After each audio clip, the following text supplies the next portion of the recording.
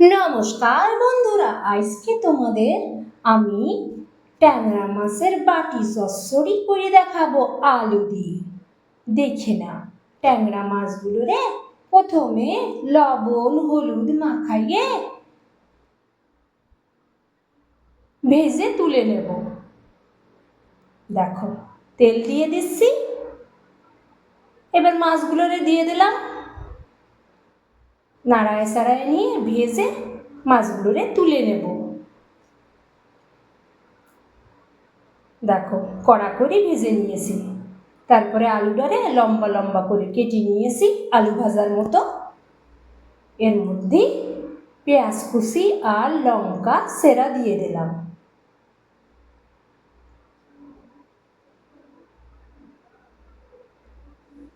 এইবার দিয়ে দিচ্ছি জিরের গুঁড়ো,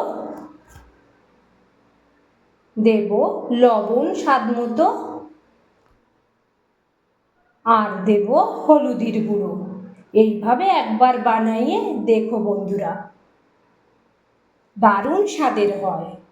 আর সর্ষে ডালে বেটে রেখেছিলাম, সেই ডালে দিয়ে দিলাম।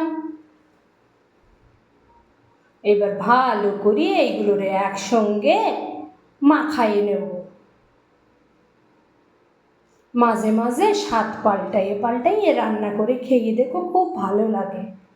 আমি একটু অন্যভাবে করি দেখি, জিনিস তো সবই একই, কিন্তু একটু স্বাদ পাল্টাইয়ে করি দেখি। একটু লাল লঙ্কার গুঁড়ো দিলাম, দিয়ে দিচ্ছি একটু কাঁচা সর্ষের তেল। এবার সুন্দর করে একসাথে মেশাইয়ে নিচ্ছি। এবার মাছ ভাজার তেলের মধ্যে একটু কালো জিরে ফোড়ন দিয়ে দিচ্ছি।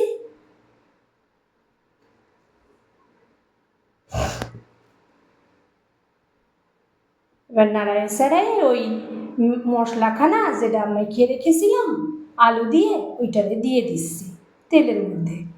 এবার ফাইন করে এই মশলাটারে আলুর সঙ্গে ফাইন করে ভেজে নেব। দেখো, ঠিক এইরকমভাবে ভেজে নেবা। তারপরে আগে থেকে যে মাছটারে ভেজে রেখেছিলাম সেই মাছটারে দিয়ে দিচ্ছি।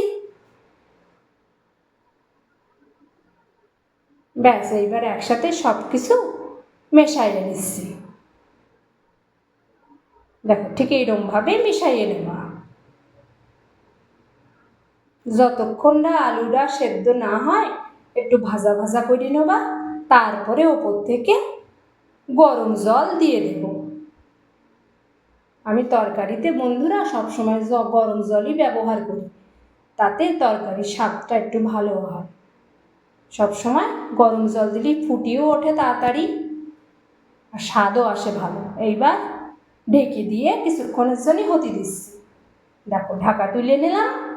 এবার প্রায় আমার হয়ে গেছে, আলুটাও মনে হয় সিদ্ধ হয়ে গেছে।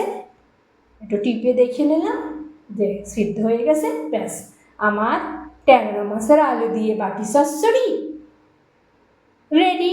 একটু নামাবার আগে সর্ষের তেল ছড়াইয়ে দিলাম, এতে ঘ্রাণটা অনেক সুন্দর বেরোয়। দেখো কত সুন্দর হয়েছে দেখতে।